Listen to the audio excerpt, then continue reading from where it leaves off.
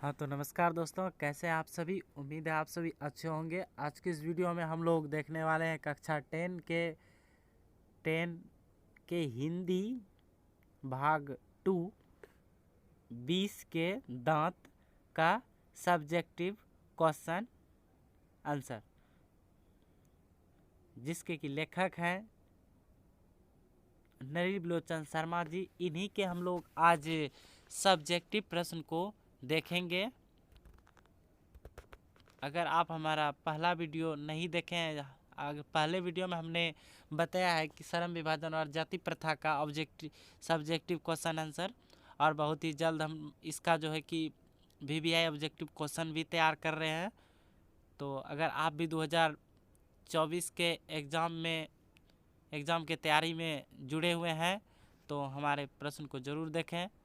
हम जो प्रश्न बनाए हुए बहुत ही कम शब्द में हैं और आपको आसानी से याद हो जाएंगे। तो चलिए वीडियो को शुरू करते हैं। दोस्तों, पहला प्रश्न जो है आपके बुक का वह है कि 20 के दांत शीर्षक कहानी का नायक कौन है, तर्कपूर्ण उत्तर दें। तो इसका आंसर हम लोग लिखेंगे कि 20 के दांत कहानी में मदन ऐसा पात्र है जो अहंकारी के अहंकार को नहीं सहन करता है, बल्कि उसका स्वाभिमान जागृत होता है और वह खोखा जैसे बालक को ठोकर देकर बरसों से दबे अपने पिता की आंखें भी खोल देता है। संपूर्ण कहानी में मदन की क्रांतिकारी भूमिका है, अतः इसका नायक मदन है। दोस्तों, तो 20 के दांत के जो नायक है वे कौन है? मदन है। अगला जो प्रश्न है आपके बुक का है कि खोखा किन मामलों में अपवाद था। खोखा किन मामलों में अपवाद था? इसका उत्तर हो जाएगा सेन साहब एक अमीर आदमी थे। खोखा उनके बुढ़ापे की आंखों का तारा था, इसीलिए मिसेज सेन ने उसे काफ़ी छूट दे रखी थी। खोखा जीवन के नियमों का जैसे अपवाद था और इसलिए यह भी स्वाभाविक था कि वह घर के नियमों का भी अपवाद था। बहुत ही कम शब्द में है, आपको अच्छे से याद कर लेना है। तीसरा जो प्रश्न है वह है 20 के दांत शीर्षक की सार्थकता स्पष्ट कीजिए। इसका अर्थ प्रकट करने कहा जा रहा है। तो इसका आंसर देखिए कैसे हम लोग लिखेंगे। आंसर हो जाएगा 20 के दांत शीर्षक महल और झोपड़ी की लड़ाई की कहानी है, यह लिखना पहले। उसके बाद मदन द्वारा पीटे जाने पर खोखा के जो दांत टूट जाते हैं वे अमीरों की प्रदर्शन प्रियता और गरीबों पर उनके अत्याचार के विरुद्ध एक चेतावनी है, सशक्त विद्रोह है। यही इस कहानी का लक्ष्य है। अतः निसंदेह कहा जा सकता है कि 20 के दांत इस सृष्टि से बड़ा ही सार्थक शीर्षक है। अमीरों के 20 के दांत तोड़कर मदन ने जिस उत्साह, औज और आग का परिचय दिया है वह समाज के जाने कितने गिरधर लालों के लिए गबोल्लास की बात है, गर्व की बात है। इसमें लेखक द्वारा दिया गया संदेश मार्मिक बन पड़ा है। अगला प्रश्न है दोस्तों कि कासू का चरित्र चित्रण करें। देखिए, कासू जो हम लोग किसको बोलते हैं? कासू खोखा को ही बोला जाता है।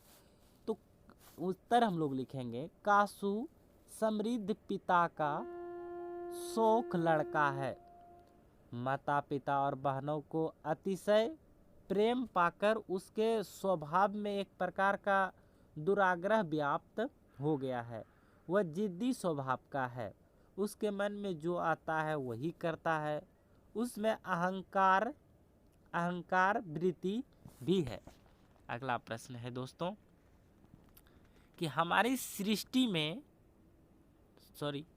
प्रश्न आपकी दृष्टि में कहानी 20 के दांत का नायक कौन है? तर्कपूर्ण उत्तर दें। तो आंसर दोस्तों हम लोग लिखेंगे कि हमारी दृष्टि में 20 के दांत शीर्षक कहानी का नायक मदन है। सारे पात्रों में सर्वाधिक प्रभावशाली है और कथा वस्तु में उसका ही महत्व सर्वोपरि है। इस दृष्टि से विचार करने पर स्पष्ट ज्ञात होता है कि इस कहानी का नायक मदन ही है। इसमें मदन का ही चरित्र है जो सबसे अधिक प्रभावशाली है। पूरी कथा वस्तु में इसी के चरित्र का महत्व है। खोखे के 20 के दांत उखाड़ने की महत्वपूर्ण घटना का भी वही संचालक है। अतः निर्विवाद के रूप में मदन कहानी का नायक है। चलते हैं अगले प्रश्न की ओर दोस्तों। अगला प्रश्न है आपका, सेन साहब के परिवार में बच्चों के पालन पोषण में किए जा रहे लिंग आधारित भेदभाव का अपने शब्दों में वर्णन कीजिए। तो इस सब ऐसे सब प्रश्न को दोस्तों आप अपने शब्दों में लिख सकते हैं। ऐसे आपको लिखना क्या है कि सेन साहब अमीर आदमी थे, यह तो आपको पता है। उनकी 5 लड़कियां थी, एक लड़का था।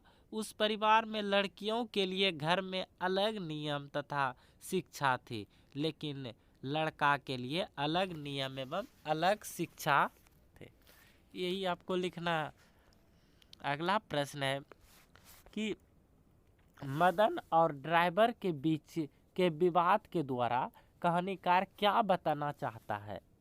हुआ था मदन और ड्राइवर के बीच विवाद जो हुए, इसके द्वारा कहानीकार क्या बताना चाहते हैं हमें, उसमें आपको लिखना है कि मदन और ड्राइवर के बीच विवाद के द्वारा कहानीकार बताना चाहते हैं कि अपने पर किए गए अत्याचार का विरोध करना पाप नहीं है।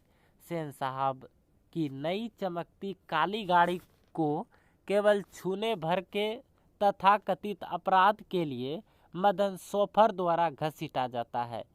यह गरीब बालक पर अत्याचार है। मदन द्वारा उसका मुकाबला करना अत्याचारियों पर विजय प्राप्त करने का प्रयास है। अगला दोस्तों प्रश्न देखते हैं।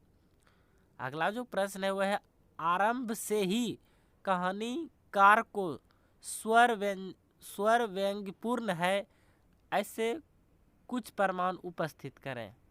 इसमें लिखना है दोस्तों आपको, 20 के दांत कहानी के प्रारंभ में मोटर कार की बात की प्रस्तुति व्यंग्यात्मक शैली है।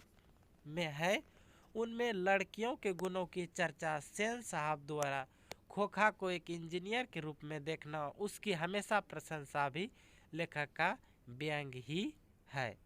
अगला प्रश्न देखते हैं दोस्तों। अगला जो प्रश्न है वह है, 20 के दांत कहानी का सारांश लिखें। तो इसमें लिखना है दोस्तों, अपने शब्दों में भी आप लिख सकते हैं। ऐसे आप सुन लें, सुनने से बहुत याद होता है, बहुत समझ में आता है। तो लिखना है, सेन साहब को अपनी कार पर बड़ा नाज था। घर में कोई ऐसा न था जो गाड़ी तक बिना इजाजत फटके। 5 लड़कियां माता पिता का कहना अक्षरशः पालन करती, किंतु बुढ़ापे में उत्पन्न खोखा पर घर का कोई नियम लागू न होता था। अतः गाड़ी को खतरा था तो इसी खोखा अर्थात कासू से सेन साहब अपने लाडले को इंजीनियर बनाना चाहते थे। यह बड़ी शान से मित्रों से अपने बेटे की काबिलियत की चर्चा करते थे। एक दिन मित्रों की गप गौ और काश के गुणगान से उठे ही थे कि बाहर गुल गपड़ा सुना। निकले तो देखा कि गिरधारी की पत्नी से सोफर उलझ रहा है और उसका बेटा मदन सोफर पर झपट रहा है। सोफर ने कहा कि मदन गाड़ी छू रहा था और मना करने पर उथम मचा रहा है। सेन साहब ने मदन को चेतावनी दी और अपने किरानी गिरधर लाल को बुलाकर डांटा, अपने बेटे को संभालो। घर आकर गिरधारी ने मदन को खूब पीटा। दूसरे दिन बगल वाली गली में मदन दोस्तों के साथ लट्टू खेल रहा था। कासू भी खेलने को मचल गया, किंतु मदन ने लट्टू देने से इनकार कर दिया। कासू की आदत तो बिगड़ी थी, बस हाथ चला दिया। मदन भी पिल पड़ा और मार मार कर कासू के दांत तोड़ दिए। देर रात मदन घर आया तो सुना कि सेन साहब ने उसके पिता को नौकरी में सुना कि सेन साहब ने उनके पिता को नौकरी से हटा दिया है और आउट हाउस से भी जाने का हुक्म दिया है। मदन के पैर से लेटा लुढ़क गया। आवाज़ सुनकर उसके माता पिता निकल आए। मदन मार खाने को तैयार हो गया। गिरधारी उसकी ओर तेजी से बढ़ा, किंतु सहसा उसका चेहरा बदल गया। उसने मदन को गोद में उठा लिया। शाबाश बेटा, एक मैं हूँ और एक तू है जो खोखा के दो दांत तोड़ डाले। इस प्रकार हम देखते हैं कि कहानीकार ने 20 के दांत उच्च वर्ग के सेन साहब की महत्वपूर्ण सफेद पोशी के भीतर लड़के लड़कियों में विभेद भावना, नौकरी पेशा वाले गिरधारी की हीन भावना और उसके बीच अन्याय का प्रतिकार करने वाला बहादुरी और साहस के प्रति प्यार और श्रद्धा को प्रस्तुत करते हुए प्यार दुलार के परिणाम को बखूबी दर्शाया है।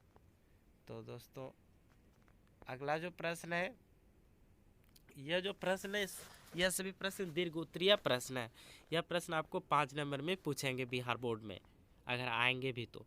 प्रश्न है, सेन साहब के और उनके मित्रों के बीच क्या बातचीत हुई और पत्रकार मित्रों ने उन्हें किस तरह उत्तर दिया। तो इसमें आंसर आपको लिखना है कि एक दिन सेन साहब के कुछ दोस्त बैठे गपशप कर रहे थे। उनमें एक साहब साधारण हैसियत के अखबारन 20 थे और साथ में उनका लड़का भी था, जो था तो खोखा से भी छोटा पर बड़ा समझदार और होनहार मालूम पड़ता था।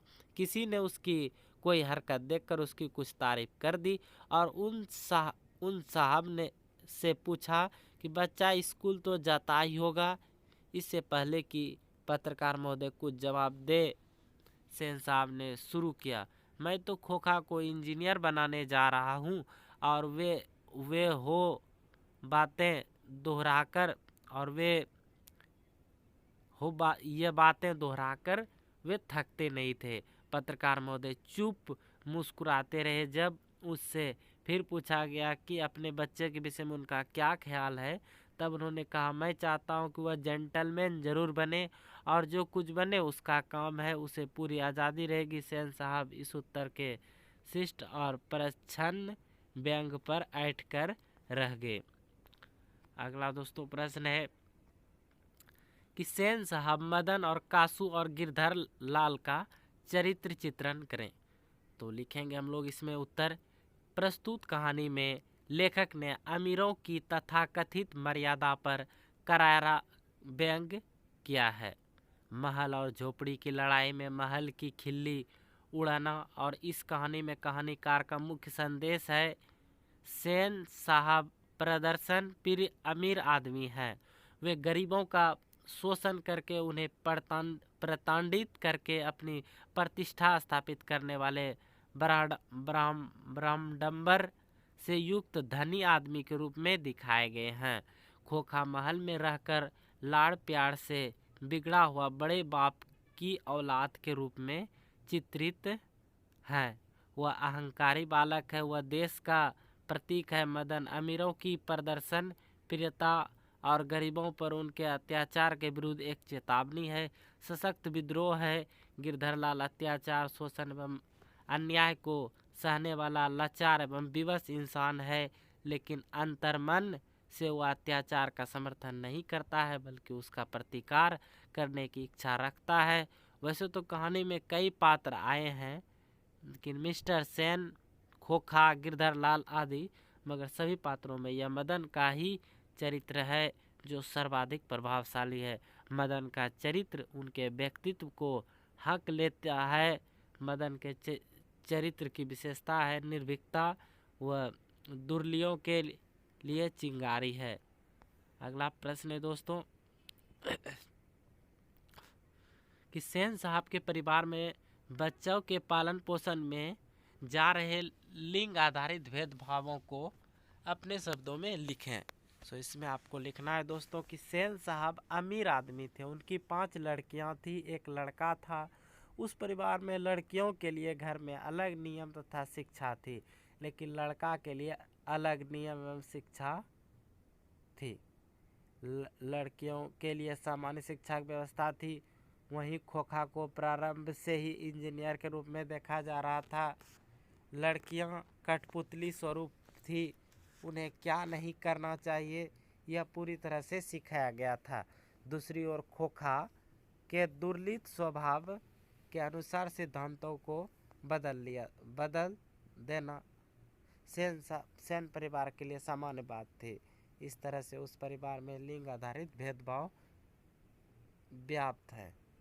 तो दोस्तों यह था हमारा 20 का दांत का सभी सब्जेक्टिव क्वेश्चन आंसर। तो मिलते हैं इस तरह के अगले वीडियो में। तब तक के लिए